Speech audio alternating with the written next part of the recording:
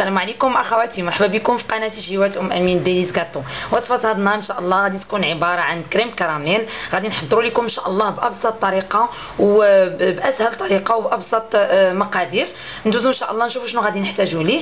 عندي هنايا بالنسبه للكراميل غادي نحتاج كاس ديال سكر سنيده، كاس ديال العنبه يكون مملوء كيف كتشوفوا. هذا بالنسبه للكراميل.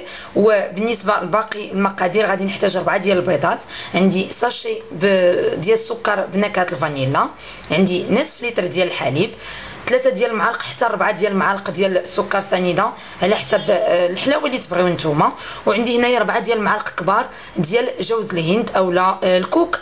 بالنسبه للكوك فهو اختياري، بغيتو تضيفوه ضيفوه، ما بغيتوش ماشي ضروري في هذه الوصفه، غير هو كيزيدها يعني واحد اللذه وكيجي زوين كيتواتى بزاف مع الكريم كراميل. وندوزو ان شاء الله مباشره طريقه التحضير.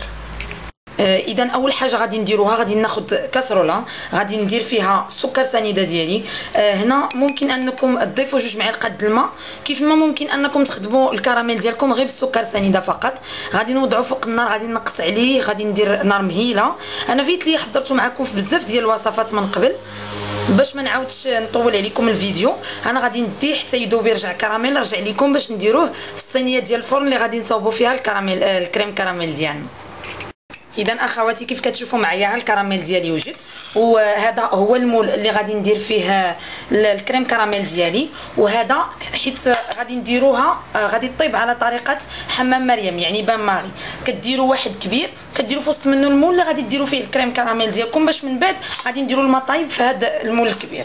دابا غادي نفرغ هذا الكراميل في الصينيه ديال اللي غندير فيها التحليه ديالي غير بشويه، لان كيف كتعرفوا السكر تيكون سخون بزاف، يعني نحاولوا نبعدوا وجهنا ونبعدوا يدينا، وغادي نحاول انني نوزعه على الجوانب غير هكا بشويه، نحاول نطلعوا شويه على الجوانب هكا. دابا غادي نوضعو جانبا. شنو المرحله المواليه؟ غادي نمشي ندفي الحليب ديالي شويه ونرجع لكم باش نحضروا التحليه ديالنا. اذا رجعت لكم بعد ما دفيت الحليب ديالي شويه، هي باش نشرح لكم. ممكن انكم ديروا الحليب بارد يعني مباشره، تخدموا الكريم كراميل ديالكم عادي، ولكن ملي كندفيو الحليب ديالنا فاحنا كنساعدوا هذا الكريم كراميل ما ياخذناش وقت طويل في الفران. هذا هو الدور ديال ان الحليب يكون دافي. اذا انا خديت البيض ديالي، درت 4 البيضات في اناء. غادي ناخذ السكر بنكهه الفانيلا، ممكن ديروا قشور ديال الحامض. عندي هنايا 3 ديال المعالق كبار ديال السكر سنيده، عندي الكوك. غادي نخلط هذا الشيء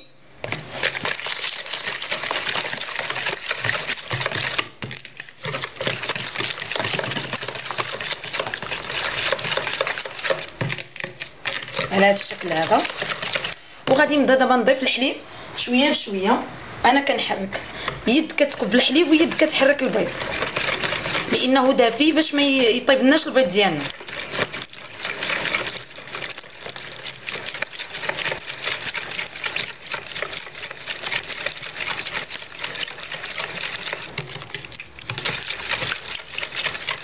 كنكبوه غير بشويه، يعني ما نضيفوش دفعه واحده.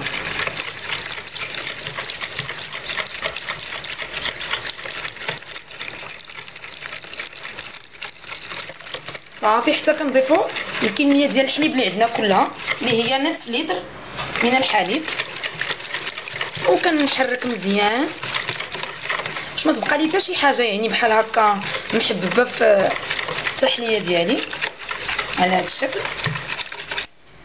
صافي دابا واحد الملاحظه، كديروا الماء يسخن باش كتزيدوه في الاناء الكبير، يعني باش نطيبوا التحليه ديالنا على حمام مريم، وكتشعلوا الفران على 180 درجه.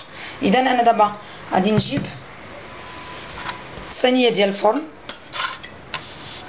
على هذا الشكل، غادي نصب فيها التحليه ديالي مباشره فوق من الكراميل. راه غيبان لكم قصاح، غيبان لكم تشقق عادي جدا، من بعد راه كيولي يسيح كامل.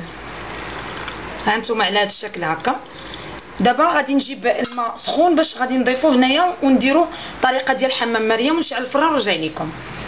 انا دابا سخنت الماء مزيان. دابا غادي نضيفو غير هنايا في الجناب. ها نتوما كيف كتشوفوا راه ساخن، الدخان طالع عندكم.